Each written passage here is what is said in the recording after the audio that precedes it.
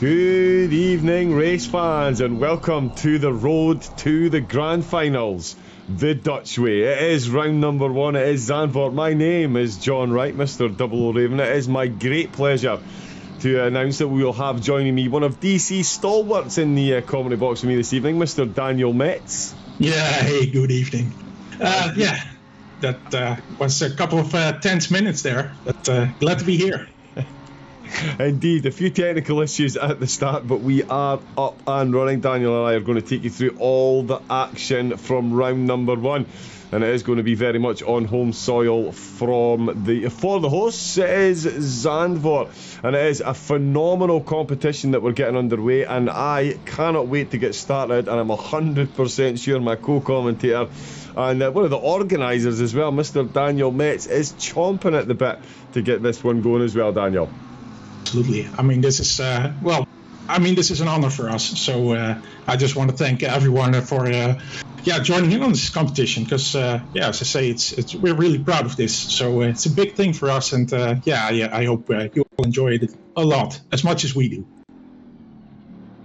Indeed, I'm sure they will. And the winners of this competition, well, they get themselves a place in the SimGrid VCO Grand Finals. That's going to be a 3-round endurance event. The top 3 cars from this competition will go straight through to the GT3 class final. P4 and P5 will secure a slot in the Grand Finals in the GT4 class. And then 6th, 7th and 8th will get to enter themselves into a Grand Final GT4 playoff. That'll take place in October. The top 3 from that competition will then be awarded GT4 slots in the finals, but they do it through the Dutch way this evening. Daniel, we've got some 90-minute races and a 4-hour endurance race to end the series. Give us a quick rundown on the format of the races. Yeah, so 90 minutes. We have one mandatory stop with a pit window of 30 minutes, and the driver swap obviously is mandatory, and the driving time will be 60 minutes per driver, and that's for the 90 minutes race. And then we have the 4-hour race, which has 3 mandatory pit stops and the same driver swaps required, obviously. Indeed, yes. So a lot of racing for the drivers to get through, and an absolute dream of a calendar as well. We've got some amazing talent on track, and the tracks are going to be bringing the best out of them. We're starting here at Zandvoort. I was just speaking to Daniel beforehand. It is a favourite of mine for racing on. Just a pity I can't race. Imola, Zolder, the second best track in Belgium, but it is still an absolute worldie. Another one of my favourites. We've got Watkins Glen, and then 4 hours of the absolute pinnacle. Tim Croquet there just testing the rigidity of the barriers. I thought he was going to come out the camera. Of course, the pinnacle in the East Asian racing crown, my beloved Suzuka. We're going to be treating you to 4 hours of action there. We're going to be treating you to 19 minutes of action tonight. As we mentioned, there was some technical issues getting things up and running, but we are now up and running. Daniel and I have both managed to save our sanity, and the drivers have been getting it done out on track. Daniel, qualifying into the closing minutes, and it's always Halad. He's just been overtaken by a 10th. We've got, just getting very excited. Oh, we've just heard somebody, Goradonovich has gone quicker. Oh, wow. There's a reason I'm very excited about this competition with the level of drivers, and we can see there's 5 thousandths separating the front row of the grid, Daniel. We've got 2.5 tenths separating the top 6. Bring it on. Yeah, that's the thing we want to see, just close racing. And it's the level is really high, as you say, so amazing. Looking forward to it so much. Indeed, yeah, as you say. Well, we're going to have a quick run through the teams, but with technical difficulties, we're going to just have a straight look at the qualifying. And do love to see it. Look at that. We've got 6th position, Hemming and Campagnala, with the in 6th place with a purple sector number 2. This is what I love to see in qualifying. No one team nor one car dominating each sector, although Lambo's certainly giving it a go. You could be mistaken for thinking this is a Lambo competition, but we do have a Merc on the top spot one. We've got the heavens have just opened as well. Let it rain. Goronovich and Rakhmatov take the front row. Fleischer and Arndt in second. Littersheed and Shea in third place. Ladke and De Campo fourth. Makovkin and Bogoroditsky. I'm hesitating there because, one of the commentators might just have a bit of an eye on this car to do well in this competition. That would be me. Campagnella and Hemming in sixth. Haleman and Busek. Why has that disappeared? We're having all the technical issues this evening, but we won't be having any technical issues at the track, I don't think. Give me some info on the track. It's a local track for yourself, Daniel. I'm sure you're a big favourite of it, and the drivers and the racing we're about to be treated to here is going to be off the charts with some of these corners. Yeah, I mean, the Schijfvlak, and I would love to hear you pronounce that in a few minutes, but the Schijfvlak is probably... it's going to be the Schijfvlak or anything like that, but... Yeah, Schijfvlak is really, I think, probably one of the best corners here. Just at the back of the circuit, you come over the hill, and then you have to make sure that when you time it right, that you don't get over the sort of curbstone at the end and into the gravel pit. And of course, the Arie Luijendijk pit. We're running obviously in the pre-2020 layout, so. No banked corners like we have in Formula 1 nowadays, but so this is the, not really the old school layout, but the 1999 layout of this classic track. So, it's the Dutch way, so we had to go here first, of course. Oh, absolutely. It couldn't have been any other way, and it is. Genuinely, there's tracks, I will tell you like it is, there's tracks out there I'm not a big fan of racing on. I love Zandvoort. That turn one, the way you can use... the camber to really rocket those cars round. It is an incredible course. We do have a list of teams. I'm going to do... say a quick hello. We've got a lot of people helloing in the chat as well. Who else have we got? We've got Menno, hello. We've got Vakar. Oh, wow. Yeah, Daniel, don't think you have to worry about me butchering the corner names. I think the viewers might have a few issues. Those my apologies. Daniel, say hi in the chat. So apologies if I do butcher your name in the chat. I do apologise. Feel free to stick a correct enunciation, and I'll do my best to get it spot on. Daniel Thielemann. Now I saw him in the chat earlier. He's been practicing for this early doors. I'm expecting good things. Daniel Thielemann. Menno, did we invite the top league drivers? Daniel, have you seen the prizes that are up for grabs? The VCO SimGrid Grand Finals positions. You'd be amazed at some of the teams that are coming crawling out the woodworks to get themselves on the top spot in this competition because, Daniel, SimGrid and VCO, massive organisations, and, to make your way to those finals, that's going to be quite the honour just to even take part. Yeah, that's a big thing. So, as I say, it's not for nothing that we're so proud to have the opportunity, been given the opportunity to host this. It's... not a small feat, so. No small feat indeed, and I'm sure, the community and yourselves are very proud to be in asked to get themselves involved. As Daniel mentioned, it is going to be a 90-minute race this evening, followed by 90 minutes at Imola, Zolder and Watkins Glen, then the 4 hours at Suzuka. It is, of course, a team competition, so there is the mandatory pit stop, and it is during a 30-minute pit window. A driver swap is, of course, required. The maximum driving time during the 90-minute races, I gave that answer away there, didn't I? During the 90-minute races, no driver can spend more than 60 minutes out on track. For anyone that's new to this, of course, any time a driver comes into the pits, that will reset their stint timer, of course, normally. But in this instance, of course, it is... why won't that go away now? There we go. Whether the stint timer clears or not, it is a maximum of 60 minutes they can spend out in total. That's not a 60-minute stint, then come in, clear the timer, and come back out again. Exciting weather forecast, says Menno. Menno, it's easy to see that you're not driving this evening, because I'm sure the drivers out on track, because Daniel, as much fun as this track is, when it's nice and dry and you've got the beautiful Dutch sun warming the 26 to 27 degree tarmac, At the moment, the drivers are in extremely tricky conditions. They've got heavy rain, they're standing water, but the track temperature is still sitting at 29 degrees. It makes it an interesting one for the tyres over 90 minutes. Looks like a nice Dutch summer's day. Well, I mean, I'm not going to start about climate change, but our summers are pretty dry these days. So it's no different than other European countries, of course. But yeah, this is going to be a big challenge, and yeah, love to see how those guys get along with this weather on this track. Indeed, yeah. I was just going to say it is remarkable, Daniel, how much the Dutch weather, looking at this, reminds me of the Scottish weather as well. Looking at my window now, these gentlemen, ladies and gentlemen, could well be driving in my street. I'm given the way that it's currently falling.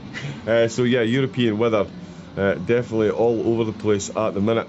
Here comes the drivers. There is, so I know Daniel was saying he was looking forward to me pronouncing Skyvlak.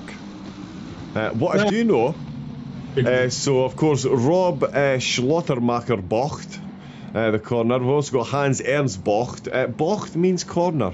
Yeah. So there we go. Yeah, very good. Yeah, I remember the first stream I was watching. You did commentary, and you found out during the race that Bocht meant corner. So I was there live when you learned some Dutch. So. I was just about to say that as well. Yeah, that was during the live broadcast. I learned that one out because I did think to myself, it's interesting they're all called Bocht. That's because it is in fact Dutch for corner. So that makes. Bocht is a famous guy in the Netherlands. So. I know. I thought he was like some Dutch. Because of course, you want to know what the coolest thing about this track is? It's actually saved lives. Ask me about that again during the pit stop phase. If anyone knows out there how this track saved hundreds of thousands of lives, pop it in the chat and we'll get to that during the pit stop, because it's the green lights, we're foot down, we're flat out, we've got a Mercedes, 2 Lamborghinis, a McLaren and another 2 Lamborghinis tearing into turn number 1, and it is the Lamborghini of Agornovic that's got himself into kept his nose in front. Fleischer hanging around the outside, good side by side battling in the background. Bogoroditsky and Hladky making their way through, Campagnella and Busquets both making their way through as well, and down the field it looks like it has been beautifully clean with Troquet making it through, and I think he's made up a position as well, at least as he comes down into the embanked hairpin at the bottom of the first hill. Up over the hill to go, the fastest part of the section, the Harem-Scarum sections. We can see Budoda coming under pressure from the Ferrari. There we go, the telemetry board will just quickly update, but it does look like we have had an unbelievably clean start. No fallers by the wayside, and it's certainly no falling up at the front, as Igor Agornovic for the VDS Racing team is absolutely flying out the gates. The track might as well be dry with the pace that he's showing there. Fleischer not far behind, and it is, we've had someone disconnect from the server. It's still on telemetry. We'll get confirmation of that. Maximilian Schaefer, the Team 1FF, another quick team.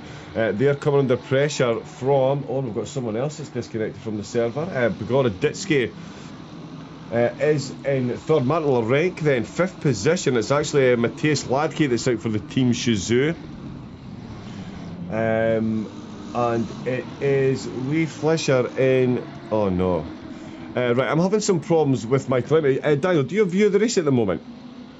I was going to say the technical problems are still lining up because I can't see your screen, so I'm looking at the YouTube stream, which is a bit delayed, of course. So, give me 2 seconds.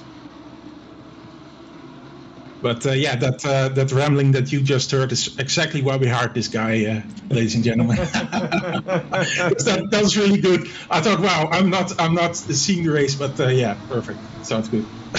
Yeah, right, there we go. You should be able to see it now. Sorry, for some reason my remote tool has given me a whole lot of drivers that are not in the race. So let's see if this will indeed fix that. What is going on with this now?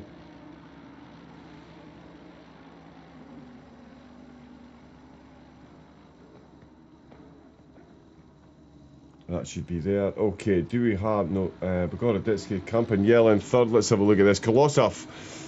Yes, there we go. It's corrected itself. Right, so we've got Polovchik and Hladky then battling out for 6th and 7th. Great battle with the McLarens. Great to see a resurgence in the McLarens as well. ACC used to be right up the inside of turn number 8 there, and Polovchik, I think, has got that done on Hladky, and that is no mean feat. Oh no, he's not. He's going for the cutback. Double cutback is the two.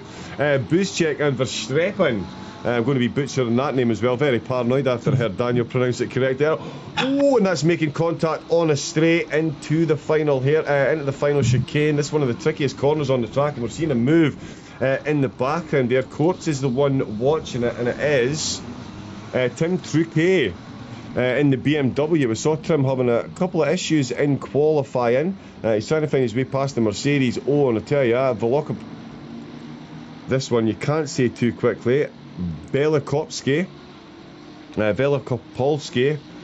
I'm going to struggle with that one. That's a really tough one. With Busquet just ahead of him, but the Mercedes, this is running really slowly at the moment. I won't keep up. The Mercedes definitely being kept up with by the sister Mercedes of Muhin in the background. Truquet trying to make it a double move on the Mercedes ahead as they're going to go side by side into turn number 2. Oh, Muhin got his nose in front, and here comes Truquet trying to follow his way through.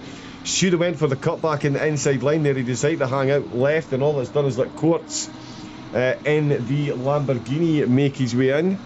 My remote tool is not keeping up with the action at the minute.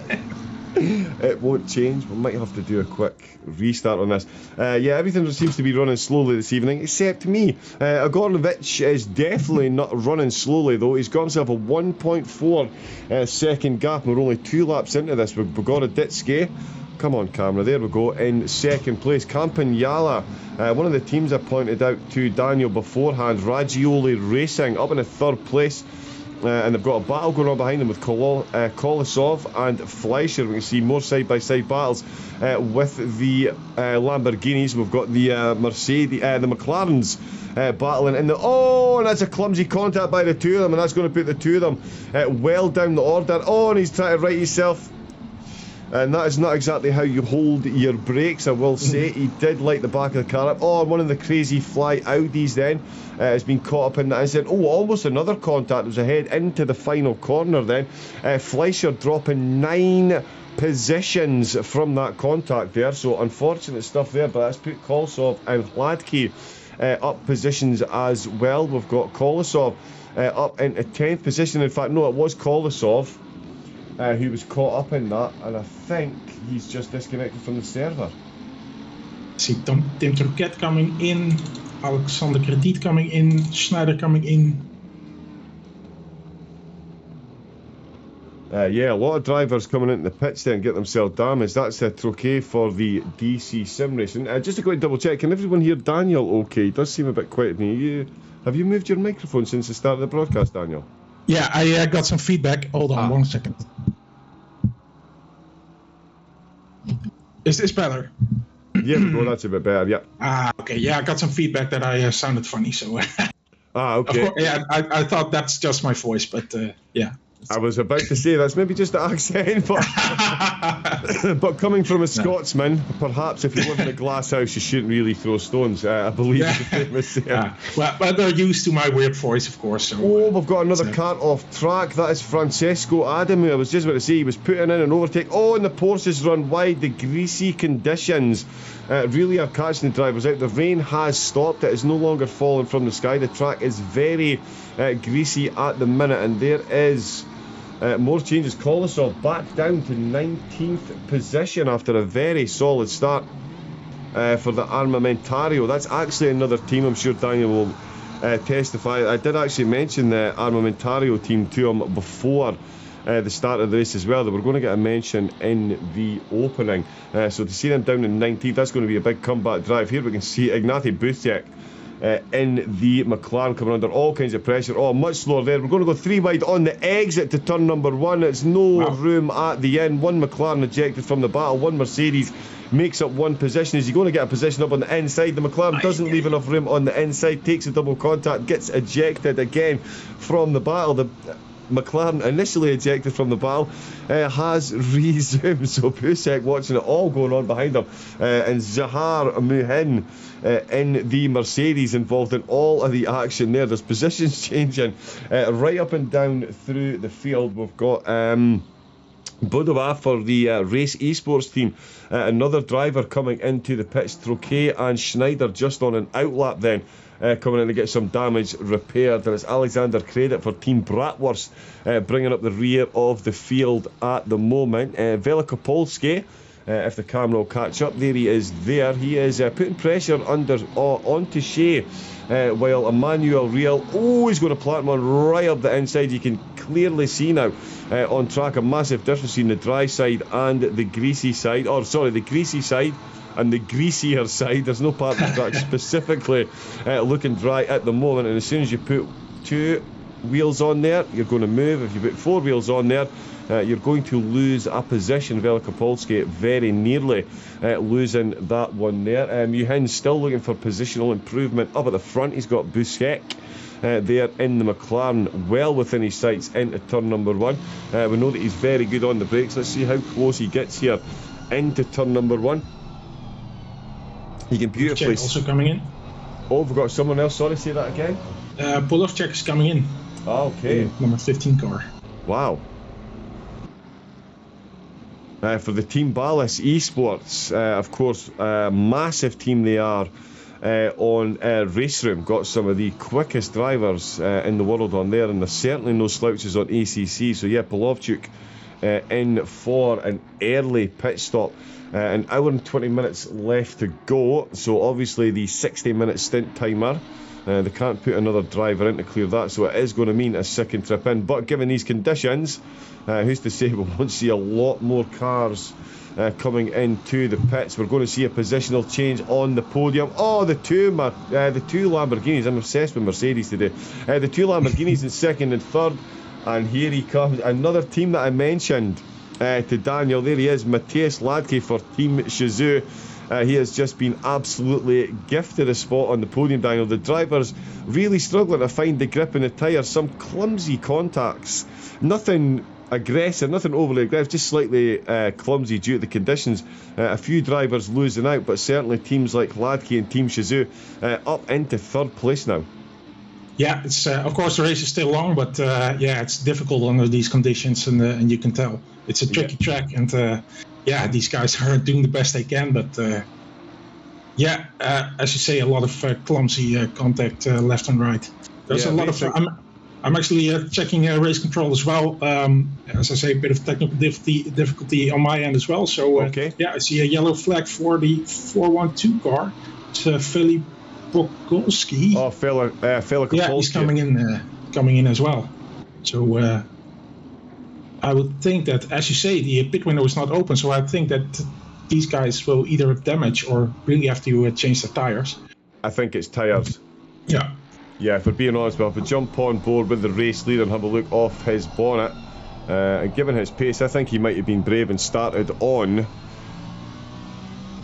non-wet tyres by the look of it. I think his team has played an absolute worldly of a gamble, because if you look at the gap, he's now got 8 seconds on Bogoroditsky, and there was not 8 seconds over 6 laps between these two in qualifying. I can assure you that. There was 5 thousandths of a second separated by nothing but the third integer, and at the moment Bogoroditsky and Hladky are separated by nothing but the third integer as well as they come into the final chicane. The Lamborghini looking to retake that second position. Hladky, in fact, now that that's just registered with me, Hladky has got the overtake done. So Hladky is up to second position, so he did get the second Lamborghini. Let's have a look and see where he got that done. Into the fastest part of the track. He really is using that slipstream absolutely beautifully. You can see I'm just easing up on the accelerator there so as not to have to run on the wetter part of the track. The Lamborghini obliges, does run a bit wide. A slight lateral motion on the back of the Lambo there. The McLaren thinking about a look up the inside into turn number 8. Beautiful stuff there. What control. He knew his opponent was out on the greasier side of the track, and Hladky then, that is how you go side by side. Beautiful corner exit there by the McLaren, and that was just him getting the job done just before we jumped on. So Hladky then gifted P3, and he has just taken P2 with a beautiful manoeuvre over the Lamborghini. So the Lamborghinis were all dominant. Second, third and fourth are qualified. We've now got a Mercedes and a McLaren firmly ahead of them. So getting it done in qualifying. Not so much in race pace at the minute, like Ignacy Buszek. Just looking at the weather report, it's going to be dry the coming half hour, so let's see how that develops. But the track is still greasy, so... is as well, and it's actually getting warmer, so it should dry a bit quicker. It's now up to 30 degrees, and we've got a drive-through penalty from race control for causing a collision. Oh, Buszek, he's just run deep. Oh, and he's made an absolute mess of that. He hasn't really, not the politest of rejoins there, I would say. He wasn't being in the full control of the car, but certainly Buszek then coming under increasing pressure from Muhin. We've got another. Muhin's been given a drive-through by race control for causing contact as well. He's just got the move done there to get himself up to 4th position, past the floundering Buszek, and in the background Bogoroditsky and Fleischer as well. Beautiful move by Fleischer, getting himself back ahead of Bogoroditsky. So the two Lambos that made contact still battling their way back through the field. We've got Yannick Kortz as well. There he is. He is putting serious pressure under Shea ahead of him. And Tom Ventners. Actually, no, Paul Ventners that races for another team. I wonder if they're related. Pseudo Racing. At the minute, he has got Ordelman. In fact, he's just got that overtake done. And Verstappen in the background. In the McLaren. In fact, no, he's just got a double overtake done. So let's just have a look at this one then. That is Verstappen. He is behind the two Lambos and the Porsche. Oh yeah, the Porsche on a bit deep there. That's put him under serious pressure from the Lamborghini into the embanked final turn. In the background there's almost an overtake as well. Oh, the Porsche really unsure on the brakes here. That was an early bit of braking which will come, which is going to fall the way of the Lamborghini on the corner exit. That's a lot of slipstream. The McLaren's getting in the background, and I'm going to guess that's how he got the slingshot into turn number 1. Oh, and the Porsche moves over. Now, if I was the Porsche, I'd have stayed on the outside line, made the Lamborghini and the McLaren work for it, but instead he went outside, lost the back, and that is how the McLaren got the double overtake. Christoph Verstappen handed a gift there. And again, Daniel, that just highlights, we're talking about how variable the track conditions have been and currently still are. You just need to be a couple of feet over to the left or right into a braking zone. The car's behaving completely differently, and we saw that there with the Porsche falling by the wayside and losing 2 positions to that McLaren there. Yeah, you got to really keep your attention up. I'm looking at the chat a bit. I see Peter van Nobel who says, show us more of the field, not only the front runners, but also the rest. Of course, the race is still long, mate. No worries. We're going to show plenty of action. Indeed, yes. We generally, you will find that I will find the 2 closest cars on track, and that is who we will keep an eye on. So, yeah, if it is up at the front, I'll be up at the front, but don't worry, we will get right down the field. And in fact, we're going to have a quick look at Nikita Bogoroditsky, if the camera can keep up. And I think he's trying to get his way past Kortz at the moment, and I think he's just got that one done, in fact. Oh, no, here he comes straight back. Kortz coming straight back at him up the inside. Oh, very nicely done there by the two Lamb. That is how we race, Daniel. Yeah, that is a nice move. And yeah, of course, Yannick Kortz, one of the DC-SimRacing locals. So yeah, I'm familiar with this guy, and I'm sure that all the DC-SimRacer locals are really happy to be racing with a couple of names in this grid. So yeah, that's a joy for them as well. Indeed, and a beautiful move there by Adamu there on Real, just into that final chicane as well. He was lining this one up for a couple of corners. I thought he was going to get it done through turn number 9, but he does open up turn 9 beautifully. Gets that exit. We're going to see him just edge his way over the inside. Tommy Vaas just had he came through that. Saw a couple of cars having contact there. I think that's 2 corners in front of or before the start-finish straight, if I'm not mistaken. So look at Adamu getting more moves done. Oh, lag. Adamu getting another move done there. Bogoroditsky. Something's going on with Bogoroditsky. Let's see if we can catch what happened there, because he's just dropped another couple of positions.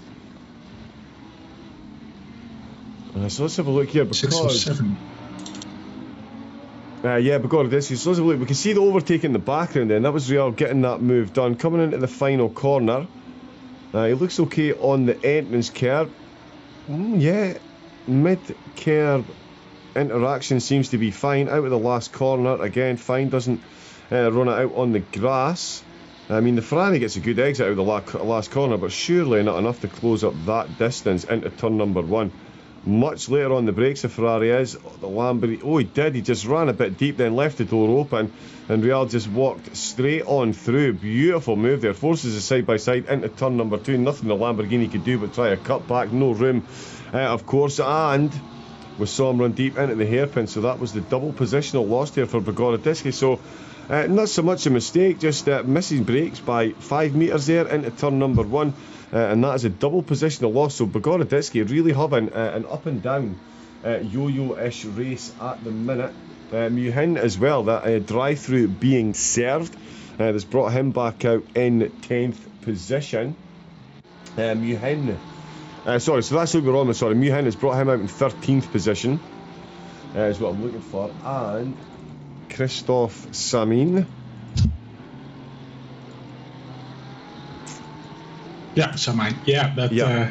I can't. Right, okay, sorry. So, guys and girls at home, what I'm going to have to do, Daniel, if you could, I realise I'm throwing you under the bus ever so slightly, but if you could give us a quick talking to about what you're seeing on track in a minute, because my remote tool is working so sluggishly, I'm going to have to restart all this just so it can keep up. Yeah, I'm just, of course, I'm not sure what. Well, you're not looking at anything right now, obviously. No. I'm looking at Christopher Strepe, who's fighting with Boroditsky. Just lost the position. Let's see what else is going on the track. As John is hopefully quickly back. I see Muhin in P13, also next to Venters. So these guys are battling it out for P12. And Fleischer in P5 is just 2 tenths behind Bucek in the 4th position.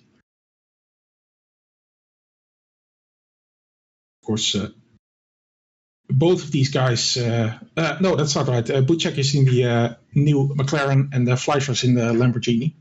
So different cars, different characteristics. Okay, I'm loading back in. Awesome.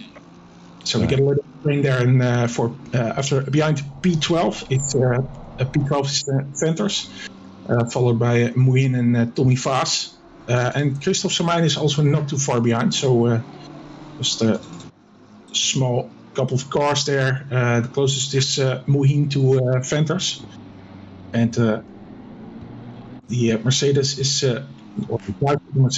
looking around Venters there, coming up to. Schijfvlak, as I said, my favorite part of the track. He had a little look there in the Rob Slotenmakers bocht. Actually looking again just before Schijfvlak, but that's difficult to overtake there. So, trying once again. Here we go. Okay, so yes, I can confirm the remote tool. As we can see, I can jump to the cars as quickly as I click on them. There is absolutely zero latency. So, good people at home, thank you for your patience. Let me do my job properly now. We've got Goranwicz in first, Ladke second, Campagnella in third. We've got Busiek currently running in fourth, with Louis Fleischer running in fifth. It is Maximilian Shea, fastest driver on this ever-drying track at the moment, finds himself in sixth position. We've got Yannick Kurtz for Barwell Motorsports, which is an in-game livery. He's in 7th place. It's Adamu in 8th position. The flying Ferrari, I'm going to call him. Slightly biased as I'm a massive Ferrari fan, but a few overtakes we've seen from him. Beautiful manoeuvre in there. He's got another Ferrari just behind him, Emmanuel Riel, in 9th position. Then it is Christopher Strepen, hopefully doing that some justice, in 10th.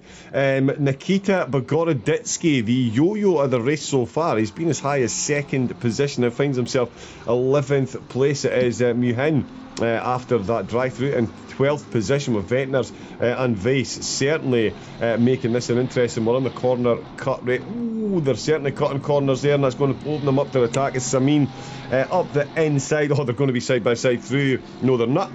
the Ferrari decides better of it. This might be one of the fastest parts of the track. You could certainly be tempted to go side by side. Not always the best idea, but he goes for it anyway, right round the outside, on the way into the braking zone. The Ferrari beautifully getting that one done. Yep. Yeah, you have to do it before Schijfvlak. I don't think... of course, you could be side by side here, but yeah. It's probably asking for trouble. I like your sense of humour, Daniel. So yes, so Samin then up to 14th position, De Vos in 16th. We've got Orderman 17th position. There's Tomlin for Big Brain Racing 18th. Polovchuk, who we saw pitting early, another one of the team at Ballas Esports. Again, we're guesstimating that this was all tyre related pit stops. Given the pace that these cars are now showing, I would stake my in somewhat tatters reputation after the start of tonight's broadcast on the fact that they were all changing tyres. Villa Kapolski finds himself 21st. We've got Budin 22nd, Snyder in 23rd. And it is Alexander Credit for Team Bratwurst bringing up the rear. The two Ferraris battling out at the back. There's only half a second separating them. Zahar Muhin going for it again. This time it is at the expense of Bogoroditsky, so he's just got that overtake done. We've even got the replays working smoothly as well. Out with the last corner, we can see the Mercedes gets a very good curve through. Wow! Yeah, that's. Yeah, I think we're still makes that thrown up a smoke screen to confuse the drivers behind, so they can't see the beautiful overtake that he's got done. Throws it deep into turn number 1, maintains that apex all the way through. And Zahar Muhin showing some supreme pace after that drive-through. Some more beautiful, as the track's drying up, the drivers are really showing us what they've got here, Daniel. Yeah, that was all in for him. So, nice job. Looking at the penalties a bit, we got a drive-through for, let's see. Oh, yeah, I clicked the screen away. One moment. Because I think the 88 car was the one that got a drive-through there. One of the earliest. He's probably already, filled that in. So we had the 88 card for an avoidable contact, and the 111 car eliminated himself. So that's a racing incident. And a drive-through also for the 411 car for avoidable contact. These, I assume these are already filled in, as we don't see them on screen. So already fulfilled. Is that the right word? Help me out. Yeah, we could go with that. Oh, Tommy Weiss, he's certainly nearly fulfilled something there. Gets the overtake done on Bogoroditsky. Fulfilled his pants. That was a whole lot of lateral movement on the back of that Porsche there. The Aston Martin behind had a beautiful view of that. I'm sure it was a bit closer than he would have wanted. Let's jump on the back and watch this again. The Porsche signals early. He's definitely got the pace. This is full send mode, but gets it done, as you can see, on the brakes. Bogoroditsky up the side, on the exit. Oh, and the Porsche snap oversteer, gathers that back up. The exit turn number 1 side by side. The Porsche maintaining the momentum to take it into turn number 2 and holding on to that position. Full commitment there. Like Shane Van Gisbergen said, I had to go full send a couple of times, but it was worth it in the end. For anyone that doesn't know, by the way, one of the greatest achievements in motorsport. First time in 60 years. Oh, the Porsches really are struggling. They've been helped out a lot since the 1.9 update, in as far as straight line speed goes. But I think someone needs to re-engineer the back of the car, because they are stepping out on the drivers.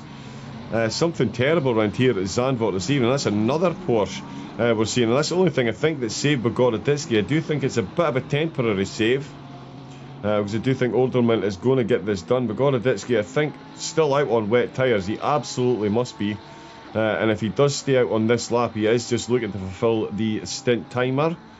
He is indeed. You can see on the exit there, Olderman. Very quick run. Totally forgotten the thread of what I was saying just before we saw the post step out there. Yeah, the track is still getting grippier and grippier. Still the sun is out, so it should be drier and drier. But who knows what happens in the next hour?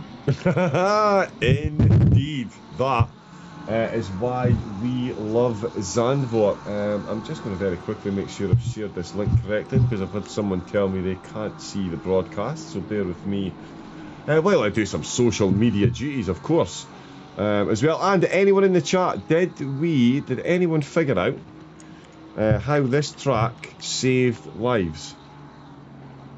Oh yeah, you said something about that. I did say something about that. So I'll give you the quick answer to that. In fact, we'll watch Samin, who is looking for an overtake himself, the Ferrari driver, looking to emulate Real's exploits earlier in the race. He's got Venters just ahead of him. So when this track was being built, way back when, it was built in 1948. Construction actually started just before World War II. During World War II, of course, we all know the terrible things that happened. People were taken from their homes to places that were not nice. I won't even mention them. But to save his people from being taken away, the mayor of Zandvoort told the horrible people that he was building a victory parade road.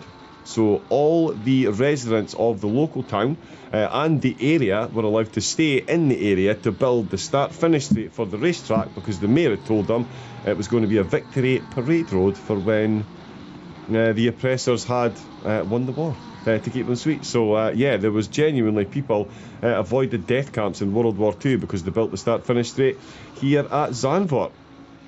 Yeah, the horrible people were suckers for victory laps and all that ceremonial stuff. So exactly. So there you go. Beautiful bit of history attached to the racetrack there. As a local dial, I'm not sure. Did you even know that? No, I did not know that. So that was one of my co-commentators extraordinaire, Mr. Kane Denham. He does love a bit of research, does Kane? And that was something that he found out.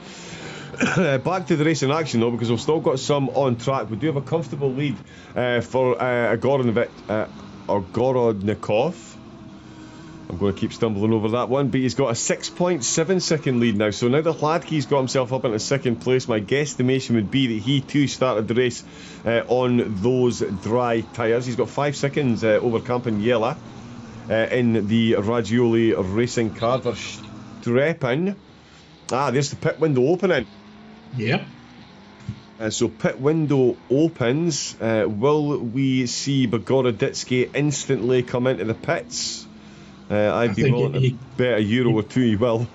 Yeah, he probably can't wait to get off those old scrawny tires. So. Yeah, definitely. We're just watching Verstappen here. He's just got himself past Real, so that was a good move that he's pulled. We can see Real floundering through that final chicane. We've seen so many mistakes through there. The back ends of the Porsches stepping out. The drivers hitting that middle section. Again, it's always amazing to me when you watch a race how every time you can watch the same track as many times as you want, and every time there will be a different corner that causes a hot spot for the drivers. Spa, for instance, so many corners there, but you can practice all day long. Melmaday's fine, and then you get to the race. Beautiful move up the inside. The Ferrari not doing much defending there. He knows that the McLaren had them banged to rights, wants to get straight back into the slipstream. But certainly the final chicane here definitely seems to be a bit of a hot spot for the drivers at the moment, whether it's the back end of the Porsche stepping out or the Ferrari just stepping across and trying to kick up a bit of a cloud of dust to the drivers behind. We'll see how that goes in the second stint. We can clearly see the track is nicely drying out, and we're going to see, did we see Bogoroditsky come into pits? No! He stayed out, Daniel. Interesting. That is an interesting one. Of course, with a 60-minute max stint timer, all regulations can be met by coming into the pits at the moment, as we see Zahar Muhin for the virtual driving esports team make his way in. Phenomenal amount of action. He's already been in the pits for a drive-through for the contact. Still running 11th position. Still the fastest car on track is Maximilian Shea in 6th position with a 1 minute 36.0, which he did in fairly wet conditions, and that's faster than I can go in the dry. Oh yeah, I think that's Boroditsky coming in, right? Yes, it is. Well spotted. Indeed it is. There he goes, the Crazy Fly Racing Team's Lambo. comes in. And yeah, his teammate will be absolutely flying when he gets out there. It's a Voskovsky that's taken over for Muhin then. Coming back out down the 21st position. So even 30 minutes into the race, the team's still very close then. Coming in, that's 2 pit stops he's had. The virtual driving esports team have had, still coming back at the pits in 21st. We've got first places coming at the pits. So 30 minutes in, so Gornikov, wow, imagine he's the slower of the 2 drivers. Yeah, that's a nice starting position. Yeah, definitely is then. So yeah, so whoever takes over for Igor, going to be in a very good position. We can see him down to 8th place at the minute. Fleischer and Shea coming in as well. Shea is the fastest driver on track at the moment, and he's going to do the shorter stint for his team tonight. So there we go. Let's see who his teammate is. Rakhmetov coming in. Oh, and we've got a drive-through. Car 74 there, Daniel, picking up unavoidable contact for the Big Brain Racing team. Yeah, 74 tries to complete an overtake but steers into the 444 car, causing a big collision between multiple cars. So yeah, that's that drive-through. Oh, there's Ordelman and is that Polovchuk? Going side by side. It is indeed Polovchuk getting the move done into turn number 1. Very nicely done indeed. Yeah, for Polovchuk, the Team Ballas Ukraine driver. Yeah, so great move there. I did say the Team Ballas. There's a lot of quick teams in here. You can't swing a dead cat without hitting some absolute world level drivers. So I may be repeating that sentence more than once during the series. As we can see, Verstappen then. We've seen a couple of good overtakes from him so far. We've also seen a couple of good that was netcode. That's unfortunate then. Francesco Adamu, I was about to say we've seen some good overtakes on him as well, but he comes into the pits. I was actually relishing a good few laps between Verstappen and Adamu. That would have been good there. These two putting it on the line so far. There's Campagnella coming at the pits for Raggiole Racing. Given the change in conditions, can't say I'm overly surprised that the drivers coming in, especially those that were already out. Campagnella having some real internet issues there. Lagging on his way into the pits as well. But yes, the team's coming in fairly early, getting these pit stops done.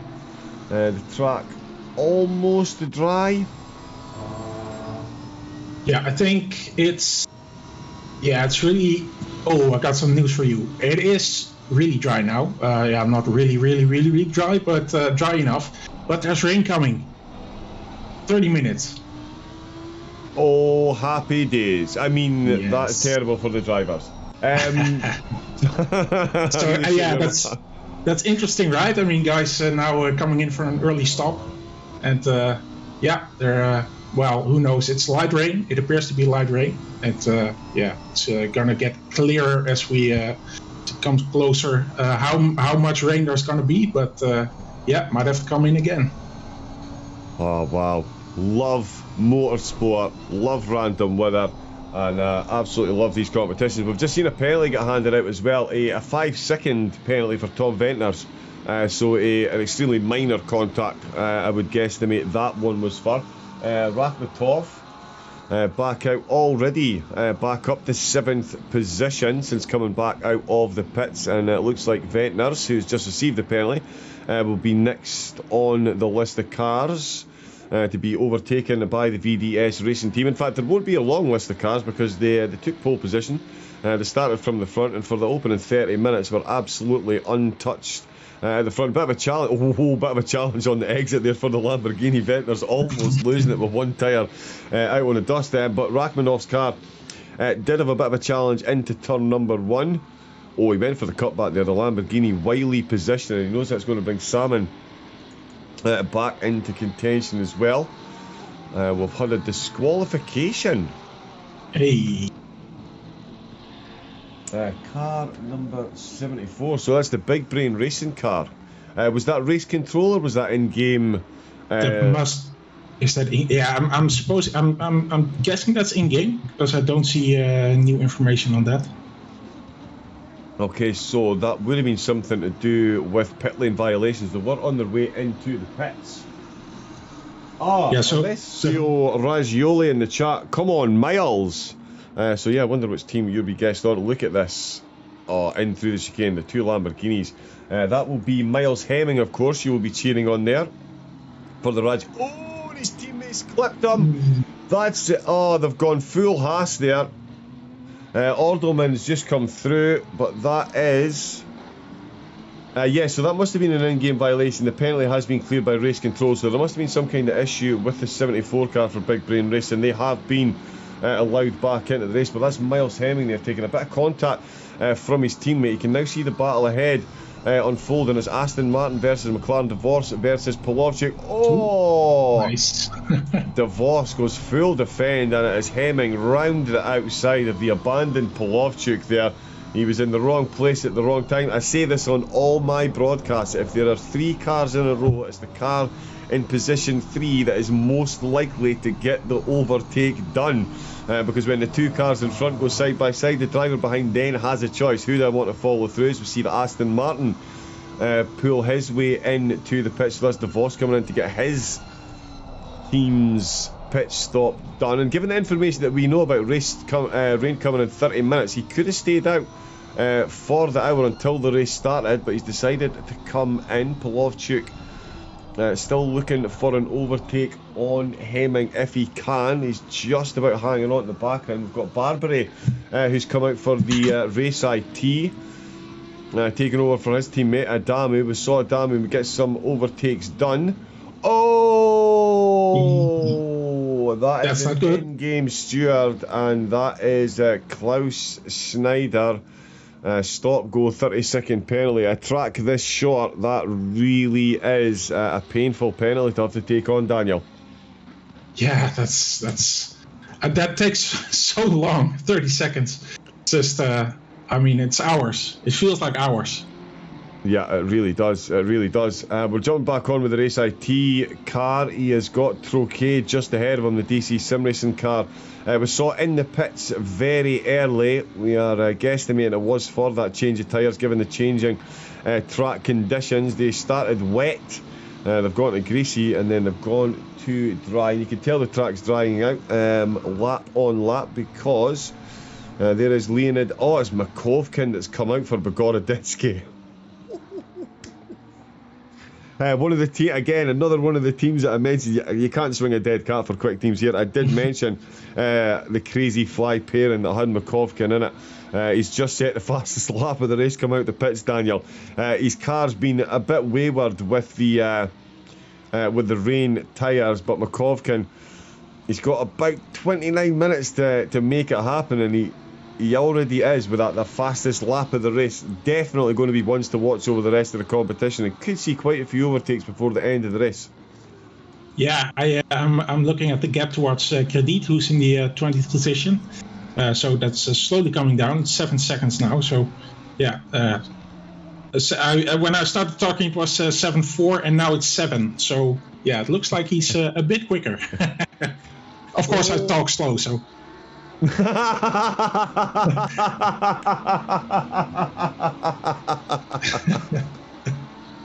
Oh, very good. Oh, very good, Daniel. I love it. We're watching Makovkin here. He's trying to unlap himself against... Oh, no, sorry, we're not watching, but we're watching Arndt. He's trying to get the overtake done on Weiss. We saw Weiss lose the back of the car a couple of times, but he's got full control of it now. He does have Arndt behind him for the Team 1. The Team 1 car has taken their pit stop. Emmanuel Real has come in as well. Another one of the Ferraris we saw involved in some serious overtaking action. They're coming in to get their pit stops done. That has promoted VDES back up to 5th position. Already they've still got, of course, Verstappen, Kors, Buschek and Hladky to take their pit stops. Hladky, though, looks like he did start on the dry tyres. He is going for a monster, or a good first stint. He's got 60 minutes he can use out on track. We're approaching the halfway mark of the race. There's already been 43 minutes of racing, and just as I say that, he throws my assertions completely out the window and comes straight into the pits, Daniel. As they always do. They're listening to us, I'm sure. It's now 30 minutes, still showing 30 minutes to light rain. So, yeah, I'm sort of guessing that you can probably finish this race on dry tires. Of course, we're still speculating on that, but it's looking likelier and likelier to be able to finish the race on dry tires. It's going to be slippy. You're going to have to be careful, but it could be possible. It should be possible. Yeah, it should be possible. Just watching Samin there. He saw Vincent Lindner in the chat. Porsche fighting for his life with a pit stop still owed. Lol. Yes, it is one of those. You can defend the position. If it was me personally, and I had to take my pit stop still, and someone behind me had taken theirs, I would be out of the way very quickly indeed. With the Porsche still battling on. We're just watching this. We're watching Christophe Samin at the minute. He had some kind of mistake into the downhill, did he? Or was it on the exit? No, all fine through here. So he does make it into turn 7. Inside curb, outside. Oh, and it's the rotation on the curb. That's good on him to not come into the wall. Yes, he did really well there. He did really well and managed to right the car fairly quickly as well, given the conditions. But there we see him coming into the pits along with Tommy Weiss for the Corner Cut Racing team. They're both in. Roald Orderman comes in as well. He's got 5 seconds to serve in that pit stop. He seems to be a bit of confusion about where his pit box is. Oh, if he's gone past it and he reverses too far, he'll get DQ'd from the game. Be careful. So he seems to have missed his pit box. So that 5-second penalty is now going to extend massively with a self-inflicted time penalty. They're reversing back to the pit box. The weather really throwing the drivers off tonight. Alessandro Pallone is out for the Glitch Academy Ferrari. As we know, he's about to be gifted a couple of positions there. Makovkin already up to P20. And he has improved on his fastest lap by 0.2 of a second. And he is, if I'm reading this data correctly, quicker again on this lap. So very good reason why I picked him out as one of the favourites at the start of the show. And he really is showing some pace. Driver number 2, even quicker than the first driver, that put in some worldy laps as well. Roman Velikopolsky still out on track. He's got Truquet and Badoba behind him. Viskovsky is catching up to them very quickly though. We've got 40 minutes left of the pit stop. I would guesstimate these are going to come in pretty soon, although Truquet we know came in early doors, so he is likely to run his full 60 minutes out on there because of the early pit stop to get those tyres changed. And with the impending rain as well, could be waiting to see. Just try and run his stint as long as possible, see what the rain actually does. Are you ready for an update, John, on the rain? It looks like it's... yes, please. Still half an hour, but it looks like it's going to rain a bit heavier. So, could be an interesting last 15 minutes. Of course, it's really an estimate that 30 minutes, but who knows when it arrives, if it arrives. Indeed. The big if. And the when. Oh, that was the cup of tea going down the wrong way. There we go. Nicholas Arne. Well, that would be a fitting ending of the night.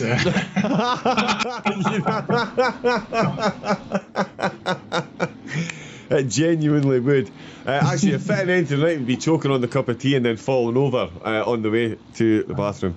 As you know, with the knee, we've got to get the knee in there as well. Yeah, sure. Yeah, it's just a good day for you, John. It really has been a great one. It's been a great one. Thankfully, we've been treated to some phenomenal action out on track, which has helped me forget my woes. At the moment, is Busiek that is leading the way with Kurz and Verstappen first, second, and third. They three, of course, got to take their pit stop. The VDS Racing team find themselves the on-track leaders for cars that have taken their pit stop, and it is Team Shizu's Mattia De Campo. He's taken over from Hladky, and he really is bringing the fight to Rakhmatov ahead of him. There's Velkopolski coming into the pit. Still got 12 minutes of the pit window left. So that's 18 minutes of it done and dusted. Still got a couple of cars out there. Velkopolski joint coming in. Credit still to come in as well. He's got Timmermans, who is Big Brain. Oh no, he's not. It's Tim-Sys Racing. So Timmermans just behind Credit. He's got Pitchett just behind him as well. For the Team Ballas Ukraine team. Oh, look at the exit that he's going to get. That is a double slipstream. There we go, side by side. Car number 3 gets his choice. He's going to choose to go side 3 wide into turn number 1. Oh, he's straight back up again. That looked good. I'm sure he planned to do that. Oh, definitely 100%. We'll have to say the new 1.9 physics. Kunos, thank you. Thank you. Thank you. I no longer have to use the hello darkness my old friend sound effect as soon as somebody makes contact. There is no insta shadow realming, and as we can see here, a little tap on the front, little tap on the front, little tap on the front. Everyone lives to fight another day. The front tyres of the Ferrari might not be too grateful for the extra ballroom two-step. I'm not sure if that was a two-step or a foxtrot actually. We'll have to check after the stream and see which ballroom manoeuvre it was the drivers were going for, but they did manage to pull off successfully. No one in the wall, no one lost any carbon fibre from the front, a couple of positions gained, maybe a slight 5-second penalty to be added onto one of the cars for causing the contact. We will see how that goes, but they're all still going and there's still plenty of action for us to watch. Truquet still out on track actually. He's got Badeau and Barbary just behind him. Badeau in the Audi still to take his pit stop. Truquet still to take his as well. Barbary right in the middle of the two of them. As you can see, oh yeah, the Ferrari's got a terrible rear view mirror. Oh, there we go, we can see the little screen there, and you guys can still see that perfectly, as we can see just how close these three are. Oh, there's two of the top 3 coming into pits, Korts and Verstappen coming in. Bustek staying out, so Ventnor. Oh, that extra steering input there from Barbary as a Ferrari driver. I can tell you, I know just what his pulse was doing at that moment there, so congratulations for holding on to that one, Barbary. Very good save indeed. He's getting a lot of slipstream from the BMW. The flashing light on the back, of course, indicative of running on a wet engine map, so maybe got the engine turned down ever so slightly, the BMW, just to account for the greasy conditions. But the Ferrari Barbary, I'm sure, will be keen to get past as quickly as possible. Badova in the background as well. Ventnors comes into the pits. He'll be stationary for 5 seconds before the engineers can lay a hand on his car. In the background, Timmermans has just gotten his way past it, and let's watch that overtake. He's just got a beautiful move done on Credit there. More Ferrari on Ferrari action. Credit, of course, still to take his pits. Timmermans very much out of the pits. 1:37.2 his quickest lap so far, and the sector time suggests he is capable of going a bit quicker. Oh, up the inside at turn number 7, where angels fear to tread. Beautiful move though by the Ferrari. He made that stick. Wouldn't be my first choice of overtaking position, Daniel, but he positioned the car. They went side by side and he got it done. Beautiful move by Nick Timmermans. Yeah, and Credit also gave him the room that he needed. So, of course, it was a proper fight, I think. But Credit wasn't squeezing him off. So, that's good fight. It often does. It does take two compliant drivers to make an overtake. If you see the overtake coming, you can certainly make it as awkward as possible, or you can accept the fact that, you know what, we're going to go side by side. Let's see what happens on the corner exit. And speaking of exits, Darren Jones has been given a gift by his teammates. If you speed on the way into the pits, you get a drive-through penalty. If you speed on the way out of the pits, you get a stop-go 30-second penalty. Tom Venters has handed the car to Darren Jones, and he's got a drive-through penalty for speeding in the pit lane, Daniel. Penalties, greasy track, and some worldy overtakes are going to be the top talking points from tonight's broadcast for sure. Yeah, and I learned a lot of things tonight. especially about, of course, history of this truck, but also how the penalties work in ACC, because I did not know that. But of course, you do plenty of this stuff. So it's an interesting night for me. It's a painful day for you, but it's an interesting day for me. So every day is a learning experience, my friend. Absolutely. Every day is a learning experience. But yeah, that's how the. This cup of tea is determined to be the end of me. But yeah, no, that is how the penalties work. So be careful, mate. Yeah, if you don't hit the limiter quickly enough on the way in, you're getting a drive-through, and if you hit it too quickly on the way out, you are gifted a 30-second stationary trip to visit your pit engineers, which absolutely nobody wants. Oh, Matteo De Campo, Team Shazoo, Daniel, they're getting the job done. Not only is Matteo De Campo closed to within half a second of the recognised race leader, he set himself a fastest lap, a 10th quicker than the charging Lamborghini from Team Crazy Fly at the back. What a drive by Team Shazoo, and what could have been if Bogoroditsky and the gang hadn't had those penalties and incidents at the start. Yeah, absolutely. Track is still getting quicker and quicker. I think it's pretty fast now, but there's still plenty of time in here, of course, to set even quicker laps. Cars also getting lighter, of course, so that's everything is helping. Let me check on the rain real quick, because we still have 36 minutes to go, of course. Still prediction still looks the same, so I would figure that these guys are going to be able to finish the race on their dry tires, but let's see what happens. Yep, so if anyone is watching, please feel free. Don't open umbrellas indoors, but if you want to go out in the back garden, make sure you can still hear the broadcast and do some rain dancing. All rain dances massively appreciated at this point. Like it's not been interesting enough for the drivers, let's put them through a bit more torture as well, give them a nice greasy track to end. We're on board at the moment with Matteo De Campo, because this is the battle for the lead of the race. We've got Truquet in the pits, we've got Sukarokova who's come out trying to put the pressure on Keller at the minute. More Mercedes on Porsche battling action there. Only got Badova and Busset still to take their pits with 5 minutes left of the pit window. We've been going for almost an hour already. It's absolutely flown in. And he's almost flown into the back of that Mercedes. Beautiful work on the brakes there by De Campo. Really would have given Rakhmator a bit of a fright there. I think the closing speed there quite phenomenal as they head into the extremely cambered hairpin. So easy. I do think one of the things, I'm sure Daniel will agree with me, one of the things that ACC do need to fix is the curbs on this track. I'm sure you'll agree that as you're exiting turn number 3, Hugenholzbocht. Haha. Hugenholz. That exit curve there on the right hand side, Daniel, I'm sure you agree that is actually much higher in real life, and if you're driving with some of these really low GT3s, or as I know in a GT4, very easy to get beached there.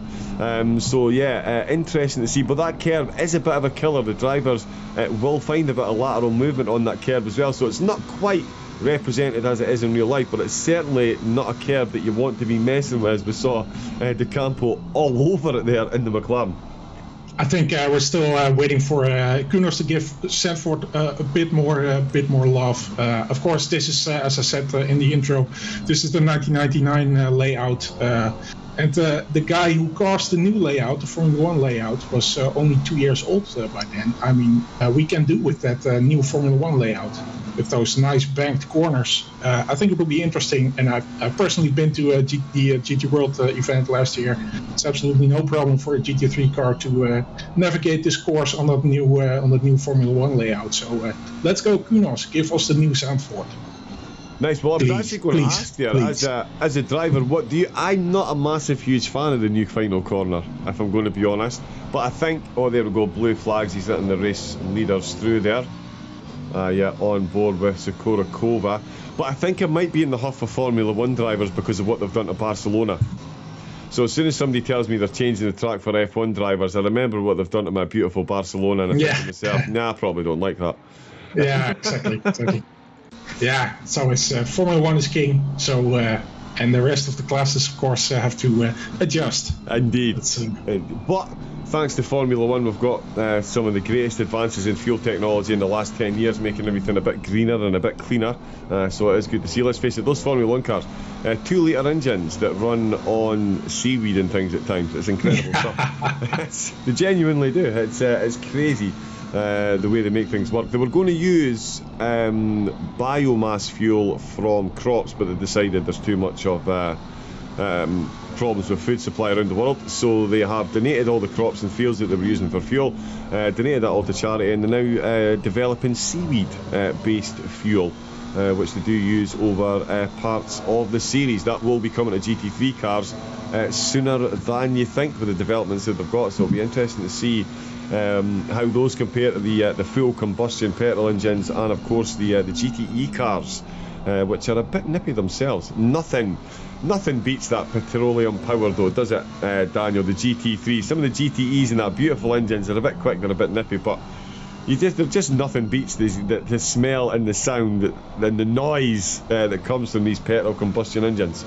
Yeah, well, as you say, noise of course, but smell. I'm thinking, are the tracks gonna smell like the sea when cars on seaweed are running around? And plus, what are the people who eat seaweed are going to think of that? They're not going to be happy, probably. They are definitely going to be unhappy. That is a good point, actually. Kelp is, yes, that is a very popular dish around the world. It's actually really good. I've had it quite a few times. De Campo again. Rakhmetov really is getting the job done defensive wise. Can he hold on for another 31 minutes though? De Campo's taken another 2,000ths off his quickest lap time, so he is definitely that bit. Although in saying that, Rakhmetov's quickest time is a 35.7, so there's only a 10th separating the fastest lap time of these two. So Leonid Makovkin, quick update there, came out the pits in 21st position, and he's up to 13th, and I think he's going to get another position as well. In fact, he has got another couple, because Badova is still in the pits. The last driver to take his pits is Alex Thulot, who's coming out to take the final stint for the Race Esports Team's Audi. Polon Makovkin is saying he's 15th. I think he's going to drop down another 2 as well. Yep, 17th position. He's come out with Timmermans ahead of him in the Ferrari. We've got Scheckerman out in the Porsche for the GAE team. He does have Jones just ahead of him. Jones, one of the cars we've seen with an extra trip into the pits, that of course for the drive-through is speeding in the pit lane. Sokorakova was extremely patient for quite a few laps there, had a blue flag come past as well, but into turn number 1 does finally get the job done on William Kelleher, quite easily in fact, although Kelleher almost looking for the cutback there, done of the momentum. The Mercedes getting that one done nice and easily. No easy manoeuvres up at the front though, as once again we see them exiting Hugen-Holsten. It's the Mercedes this time, dares to put the tyres out on the greasy kerbing, although that's probably dried up a lot better than the track has at the moment. A 10th and a half separating the top two once again. The McLaren signalling he's going to try something, looks to see if he can force a defensive move to create that space to pop the car in. Rakhmetov, a wily campaigner, clearly not falling for any of the misdirection De Campo's trying to sell him, and into the final chicane. Yeah, we're going to be watching the race leaders for the rest of the race by the look of it. We've got Thesens. You know what, I'm going to let you do that one, Daniel. I apologise, Joey. Can you give me a pronunciation? I meant to ask you that one. Give me a pronunciation on it. Oh! Thesens just hit... wow, I don't know how to pronounce that, but... well, he was able to survive that, so... it looked a lot worse from that position, I think. But Thesens gave him a little bump there. He did indeed, yeah. So Thulou there, taking a bit of a BMW in the rear. And I think the reason you reacted the way you did is because historically, pre 1.9, that was both cars in the wall. Yeah, exactly. Yeah. Both of them now continue onward. So Joey Thesens? Thesens. There we go, gets past Thulou there. Joey's getting lots of airtime tonight. Joey Thesens, ladies and gentlemen. Excellent. There we go. No pressure, Joey. Joey can handle it. He's a quick guy. So let's talk about pressure. Rakhmatov is absolutely soaking it up at the front here. It doesn't matter when we come back to them. There is only a couple of tenths separated.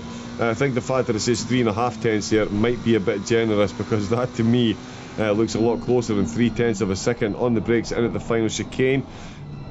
That is how you take that final chicane. De Campo running a bit deeper, just as I say that, runs a bit deep through the middle phase. Gives Rakhmatov a massive half a second gap.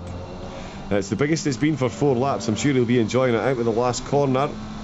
And heading past the pit entrance. The pit window, of course, now closed. Only 27 minutes left of the race. The McLaren needs the exit here. He's going to signal to the inside again. He's far too far back, but won't see him send it from there.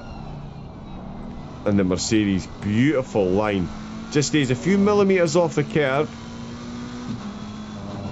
That way De Campo can't look for the inside line, and he knows he won't be able to carry the momentum around the outside on the exit. The exit of turn number 1, very easy to get wrong. You will see the drivers actively avoiding the AstroTurf just over the red-white curves that they've got to deal with. We do have some penalties that have carried over from the pit stop phase. So Miles Hemming has got himself 15 seconds, Barbary with a 5, of course, and Keller with the 5. Those times will be added to their finishing time. So at the minute then, Hemming's looking like dropping 2 positions. De Campo again, so quick through sector number 2 is the McLaren, but the Mercedes, Daniel, he's getting it done. He's holding the position into turn number 1, and De Campo really is going to have to come up with something very good if he's going to get this race lead away from Rakhmatov. Great battle in between the two of them. Absolutely, and I mean, nothing says GT3 to me like the back of an AMG. I mean, this is basically how GT3 should look. Just the view from the onboard onwards in the back of an AMG. Another thing, I think it's going to rain within 5 minutes now, because it's been saying predicting for 10 minutes for a while. So light rain and a bit more heavier rain coming, but that's probably not going to be relevant for this race. So rain could be starting really soon now.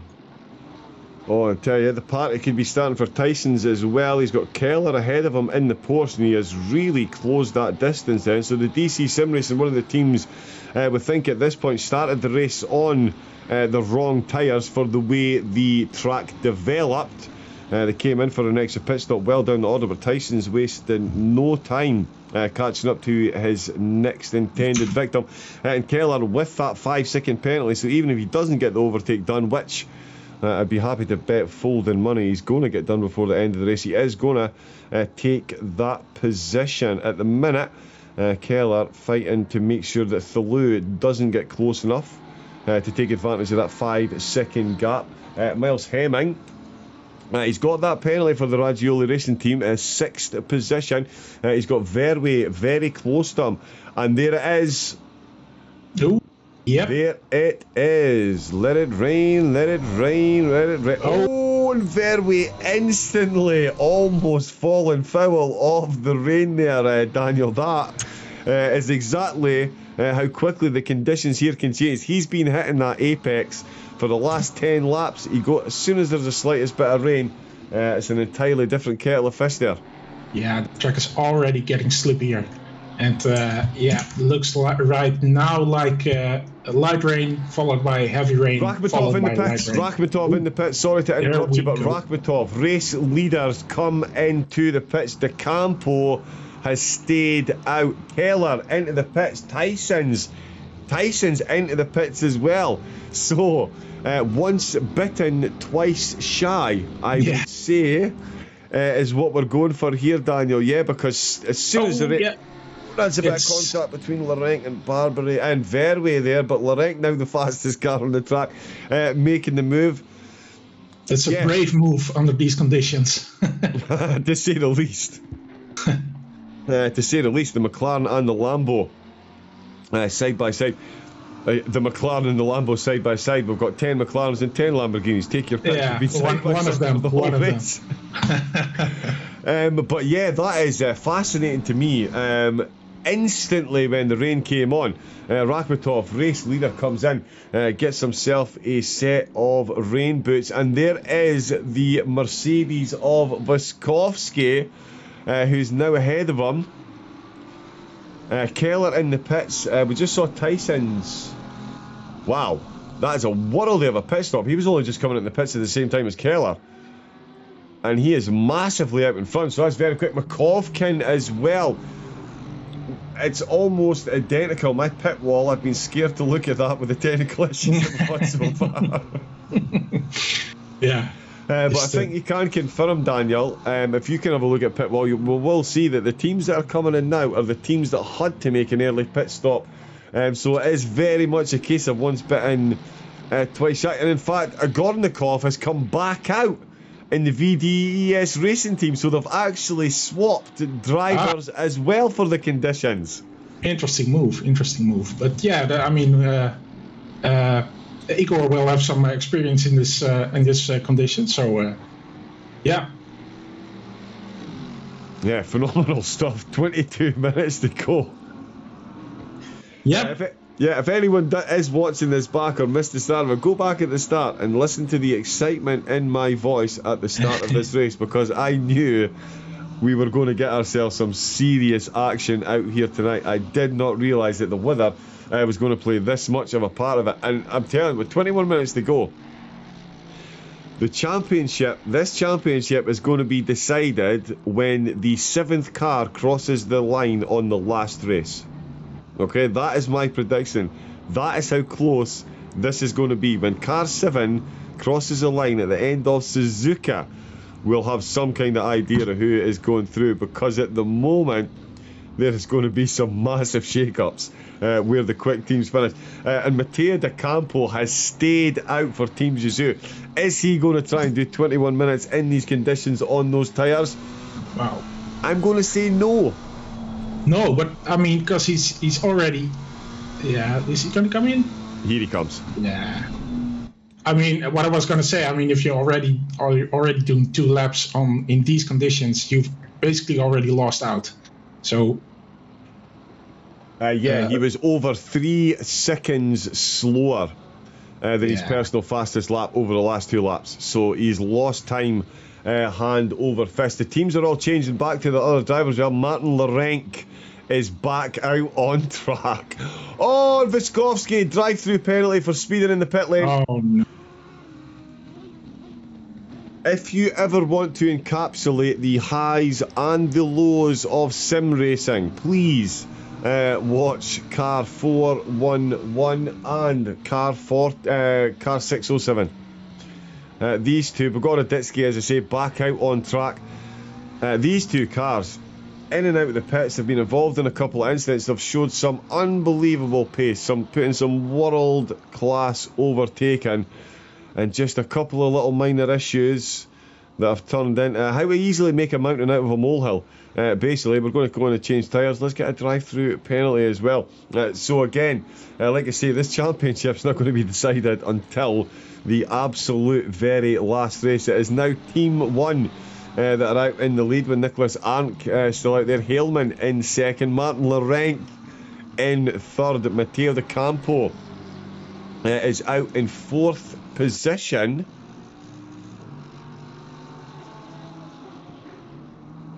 Wow.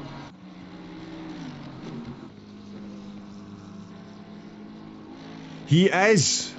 Sorry, my little brain was doing a lot of calculations. De Campo, we guesstimated that he might have stayed out a couple of laps long. He's not. Wow. He is out ahead of Agornikov. Wow.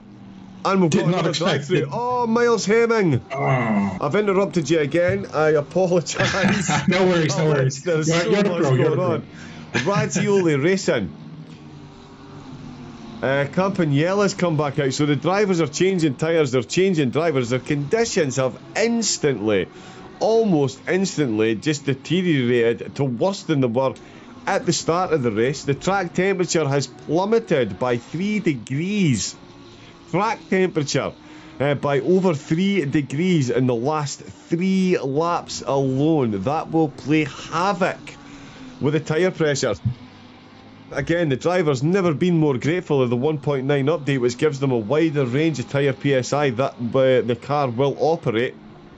But it's just all going the way of the pair. Campagnella, where I was going with that, he's got a stop-go 30-second penalty.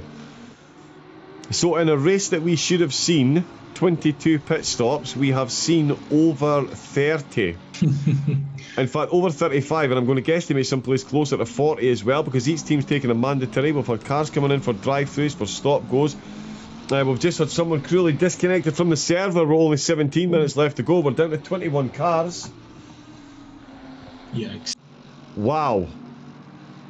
So it is Benjamin Haleman that finds himself in the lead of the race. Martin Larenc is in second. Again, another one of the names that I picked out with the start, and it is Mateo De Campo for Team Shizou.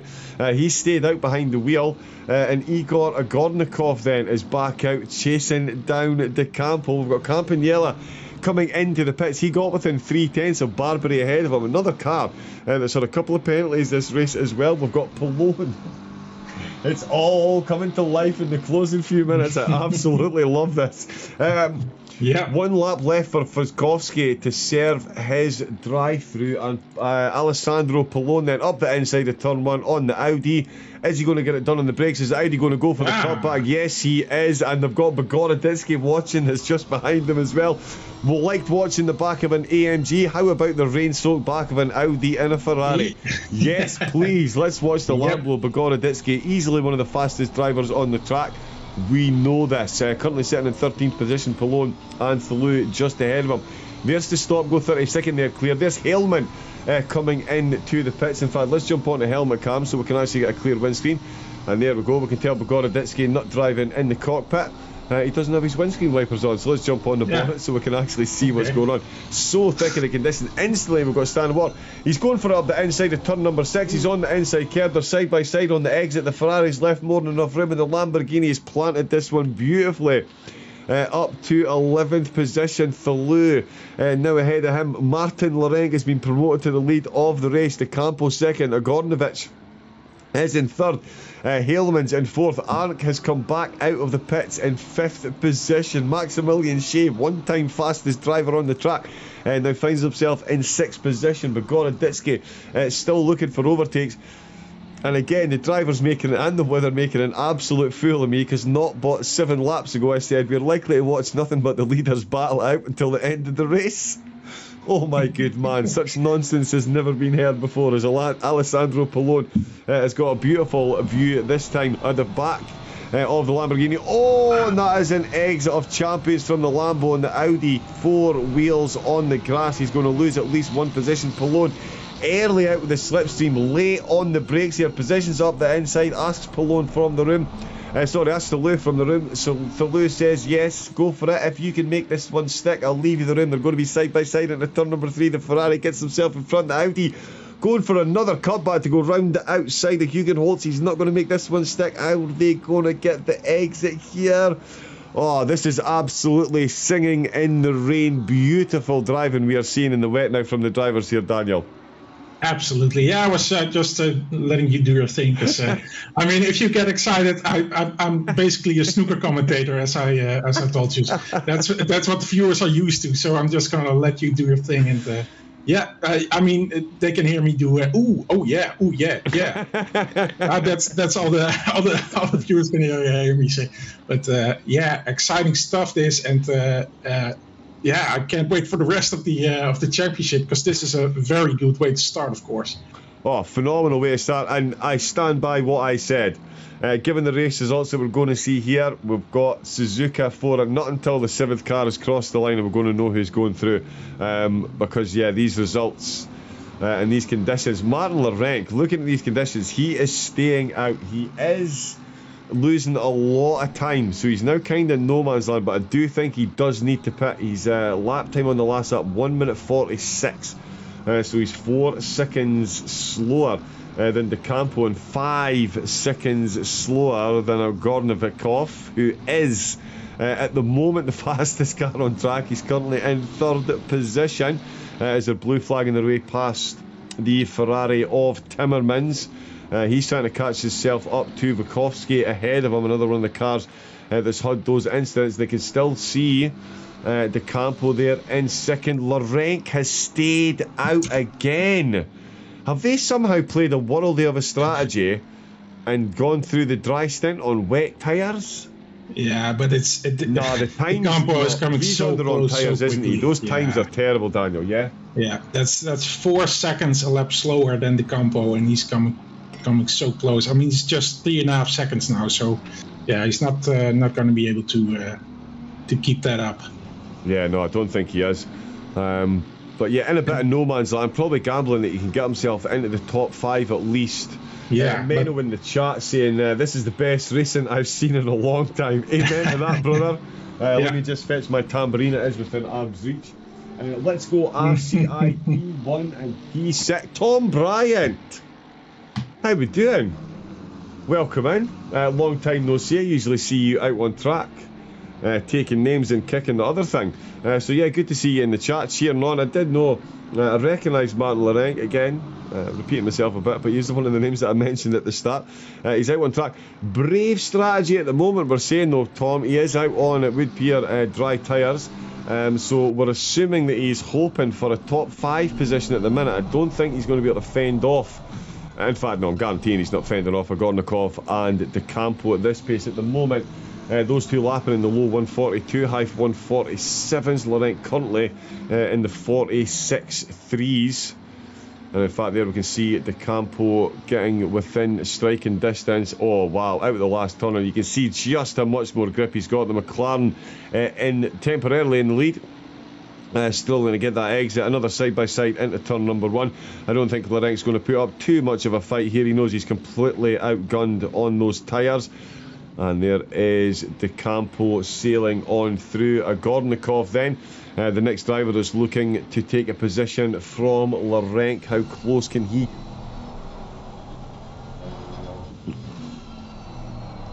Yeah, so I think for Larenc, probably, well, maybe even the 4th position could be possible. My math is terrible, but it could. I think it could be possible. Like I say, top 5 I would definitely say is possible.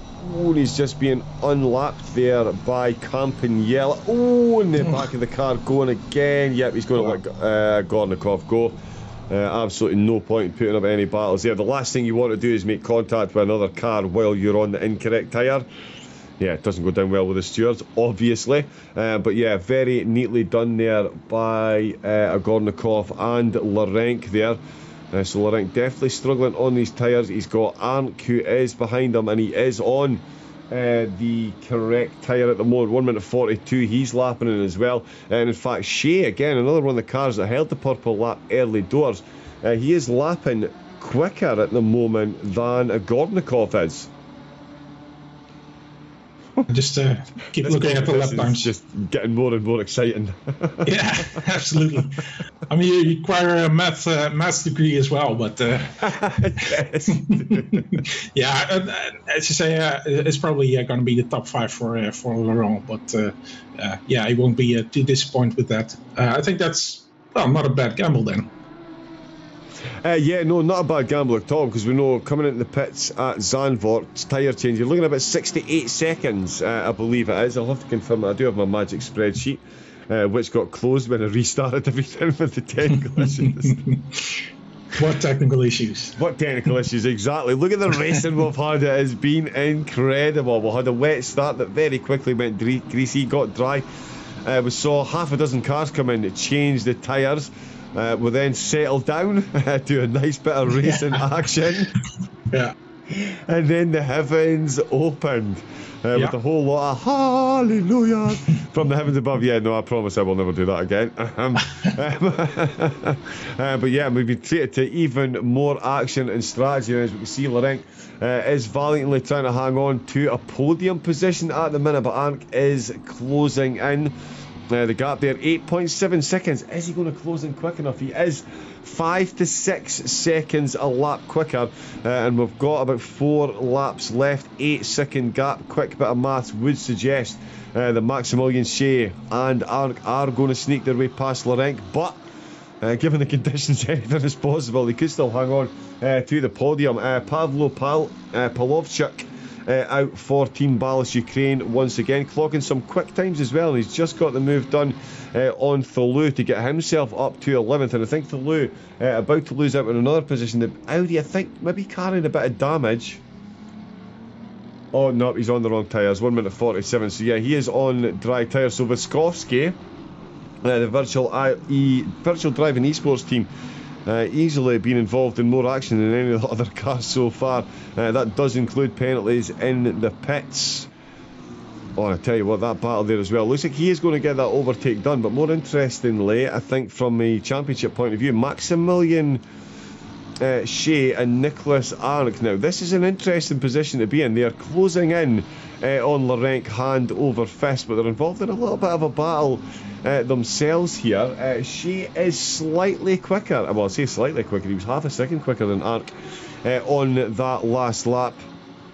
The two of them don't want to battle too much and hold themselves up. All they're going to do is gift Larenc a podium. But even with his battle, look at that, they've just taken a full second out of Larenc's gap with during sector 1, sorry, a second through one sector. That is very quick. I stalled there because we did just see Viskovsky sailing past the Audi. Let's get another look at that one. Again, side by side through turn 6. That is very nicely done.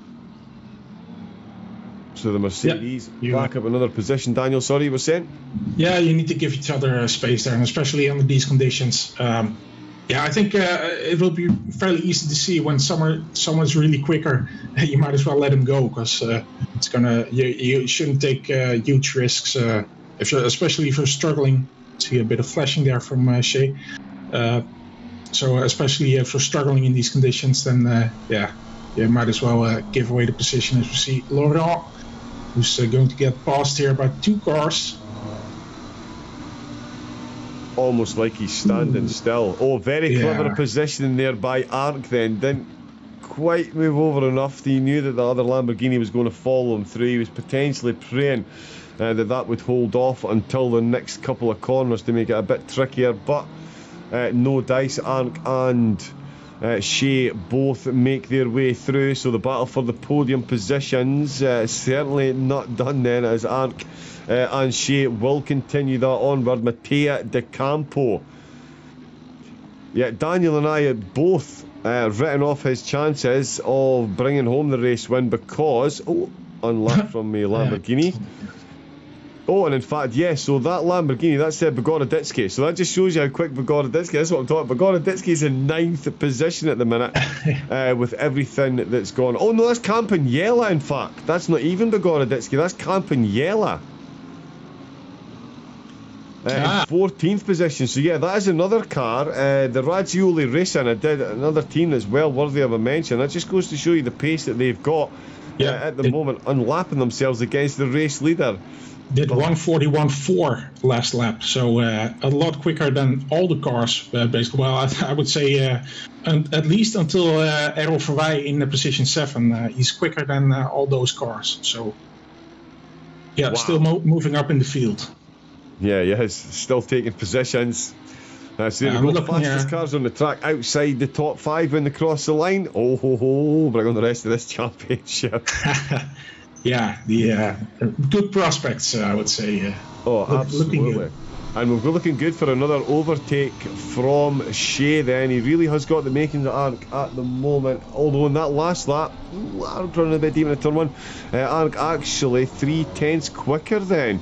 So that's the first time we've seen him clock a quicker lap than Shea since they were having this battle. Of course, they made their way past the blue flag.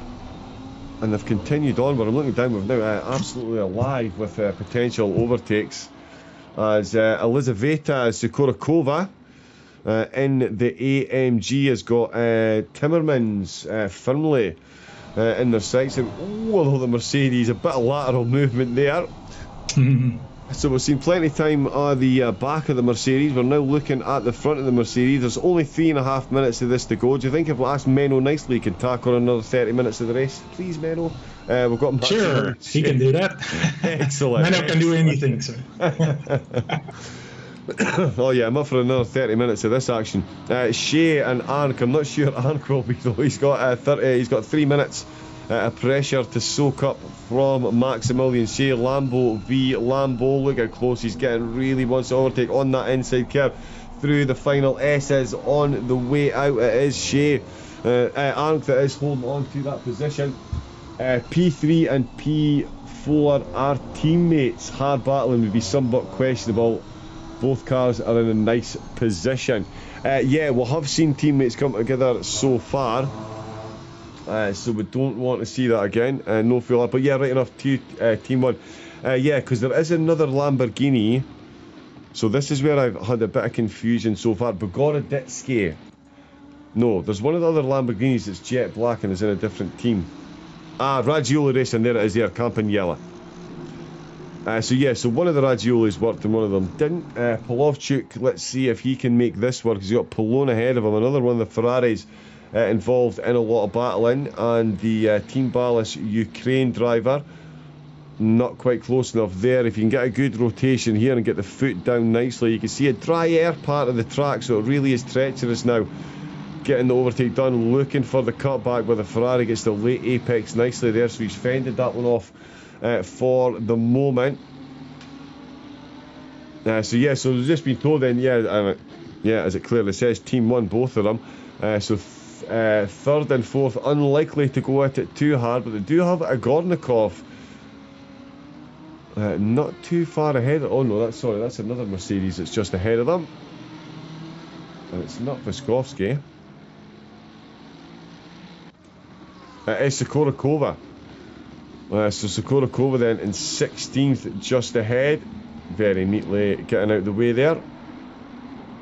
He's not too far behind Timmermans, but I'm sure with a little more than a minute to go official time, the leader is now on the final lap. So I'm sure he realizes that it will be very difficult to make a move in that time. So.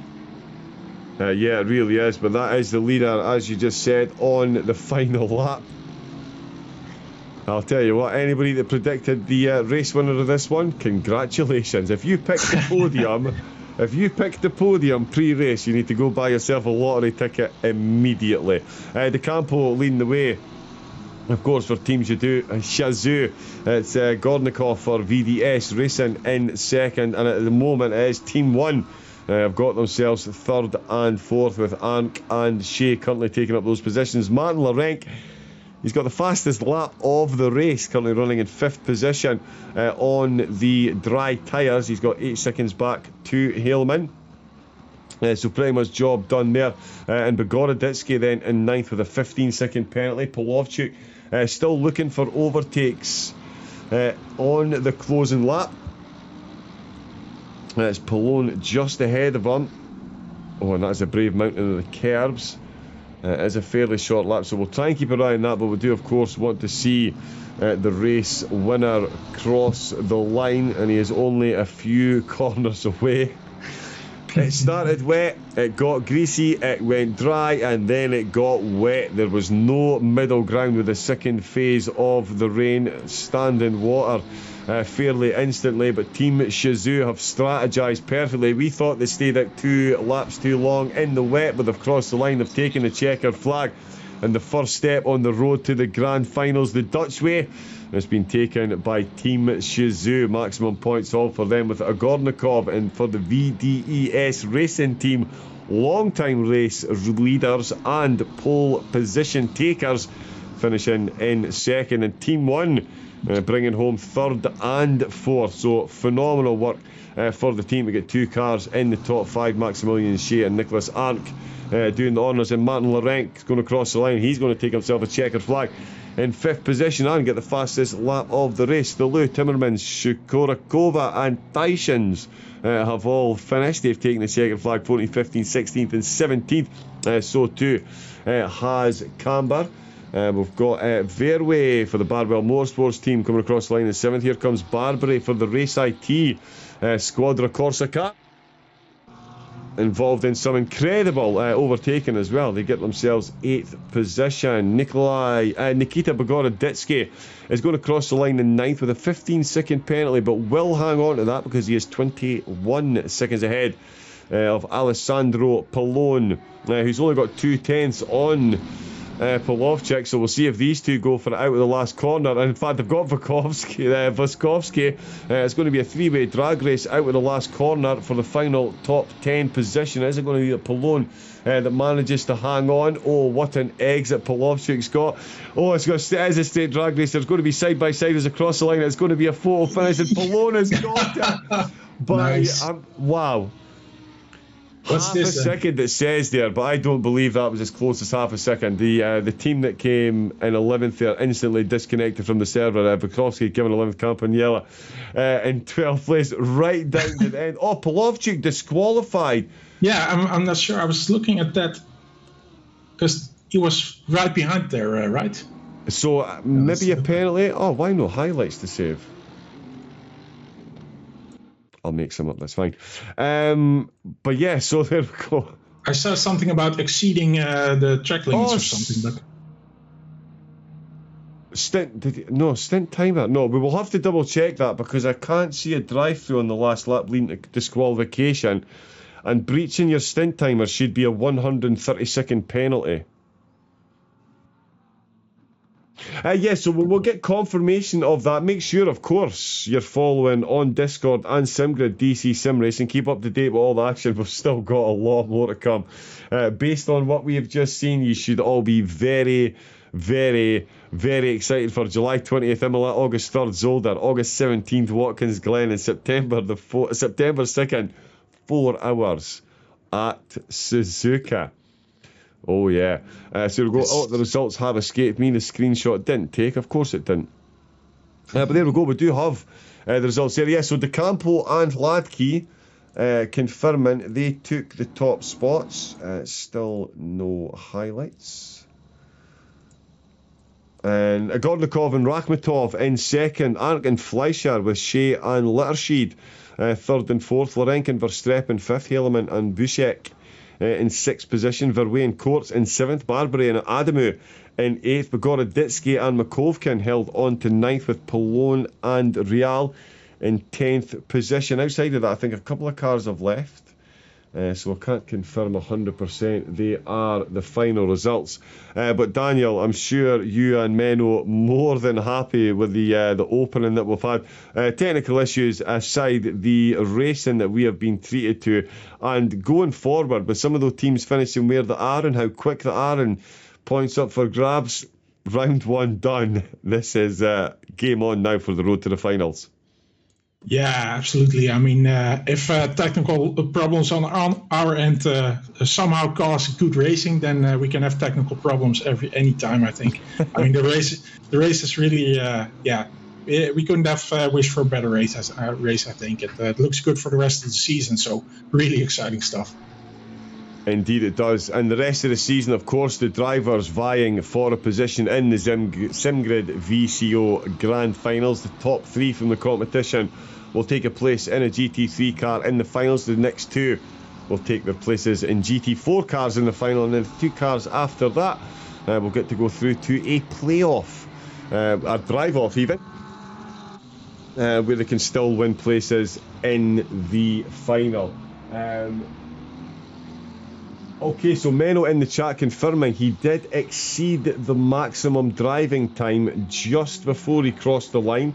So that has resulted in a DQ from the race. So I'm sure the stewards will have a look at that and see what they can do. But if that is an in-game violation, that might stick. So again, make sure you get onto the Discord. You can keep up to date with all the action and all the future racing that the DC gang have coming. With this strength of field, why would you not want to get yourself involved? Exactly. Round number 2, as I mentioned, it will be July 20th, 2 weeks from now at Imola, Daniel. Another absolute worldie of a track, and it promises with this field to be an incredible race again. I can't compliment myself on the track selection. Menno does most of that, but I love Imola. It's probably my favorite track. I love Zandvoort, but Imola is probably the best one out there in my opinion. But looking forward to that. Yeah, indeed, absolutely cannot wait. But there we go. Well, as I say, we'll get the full results. You can find them on SimGrid. For some reason, we're still experiencing technical issues, and that won't change, but that is fine. But yeah, there we go. There we go. That is all we have got time for this evening. Thank you to everyone keeping us company in the chat. Menno, Vakar, we had Mick Maz, Daniel Thielen was in there, of course, out racing as well. Peter Van Nobelen in the chat, Mark Jones in there as well, Vincent Lindner, Tom Bryant, all in there, and a massive thank you, of course, to my co-commentator extraordinaire. No such talk of snooker commentator in the future, I can assure you. You are a full-blooded co-commentator. Great work tonight, Daniel, and thank you for joining me in the comedy box. Yeah, thank you. I had a lot of fun, so this is going to be a great one for the rest of the season, so looking forward to it. It really is. I cannot wait myself. Again, make sure you tune in. If you want to go back, the video will be available on YouTube, and believe me, if you missed the start, you want to go back and watch this one again. I'm about to get myself a nice slice of pizza and do exactly that in the full Dutch style. Hell of a job, says Menno. Thank you very much. It's been an absolute pleasure. Thanks for the stream. Thank you for getting me involved. I knew this was going to be a worldie of a competition, and we've hit the ground running. It's been my absolute pleasure to bring you the action. We will be back in 2 weeks to bring it and do it all over again. So make sure you get that popcorn ready. But that is all we've got time for this evening. So it is a big thank you and a good night from Daniel. Good night. And it is a big thank you and a good night from me.